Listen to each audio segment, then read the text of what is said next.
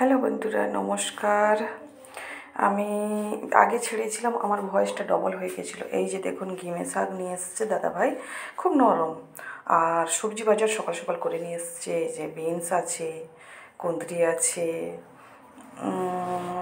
তারপরে টমেটো, এটা হচ্ছে দেশি ছোটো ছোটো টমেটো, বেগুন, সজনে ডাঁটা, ঝিঙে, এইসব বাজার করে নিয়ে এসছে সকাল সকাল। আর নিয়ে এসছে পালং শাক। পালং শাক নিয়ে এসছে। পালং শাক এই সময়টা খেলে ভালো, খুবই পালং শাক উপকারী, তাই আমরা তো প্রচুর পরিমাণে খাই।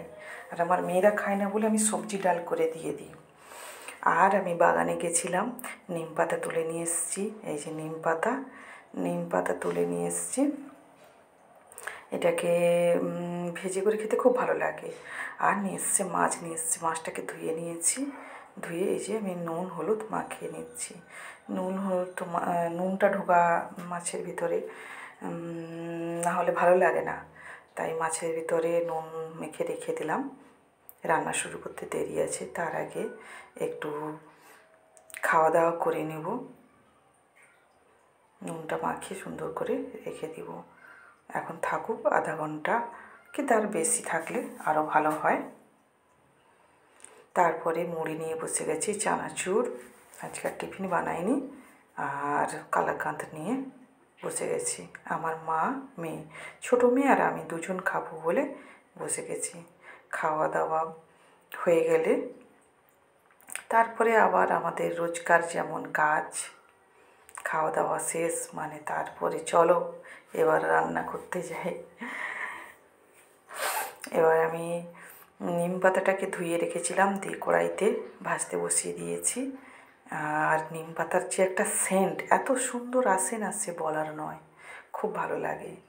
তাকে গরম অবস্থায় একবারে দোলে দিয়ে দেখুন, একবারে মুচমুচে করে, মানে তখনই দোলে দিতে হবে, দিলে কি হবে, একবারে গুঁড়ো হয়ে যাবে, খুব গুঁড়ো না হলেও মোটামুটি হয়ে যাবে। আর এই যে বেগুন ভেজে নিয়েছি, বেগুন ভেজে করে থালাতে তুলে নিলাম। আমি কিন্তু কড়াইতে মিশাইনি আমার নিম পাতার এটা। এবার আমি এর উপর থেকে ছড়িয়ে দেব, এইভাবে উপর থেকে এই যে ছড়িয়ে দিলাম আমি। এবার নিম বেগুনের ভাজা আমার অলরেডি কমপ্লিট হয়ে গেছে। নিম বেগুনের ভাজা খেতে তো আমার খুবই ভালো লাগে। আর বাকি মাছের তরকারি করে নিয়েছি, এই যে মাছের একটু কষা কষা করে নিয়েছি। আর কিছু দেখানোর মতো সময় হয়নি, তাই এই যে ভাতে আছে আমার মাছের ডিমের বড়া করে তাকে একটু কষা করেছি। তারপরে এই যে বেগুন, নিম বেগুন, তারপরে মাছের কষা করে নিয়েছি। আর ওটা হচ্ছে পেঁপে মাছের মাথা দিয়ে একটু ডাল দিয়ে ডালনা আলু মাখা করেছি। দিয়ে আমি সবাইকে বেড়ে দিয়েছি। এটা হচ্ছে আমারই থালা, আমার থালাতে যা যা বেড়ে নিয়েছি সেইটা সবাইকে দেখিয়ে দিচ্ছি।